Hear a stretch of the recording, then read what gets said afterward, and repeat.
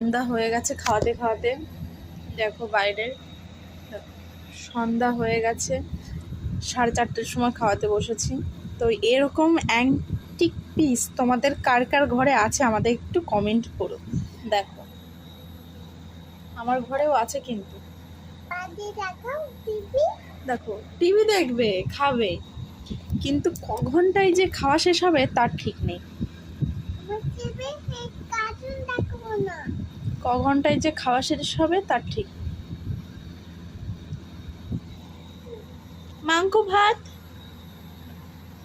Mongke ভাত। কার এত ভালো লাগে আমি বুঝি না, মুখ এরম করে থাকবে, করে থাকবে, খুলবেই না। তুমি যত চেষ্টাই করো খাওয়াতেই পারবি না।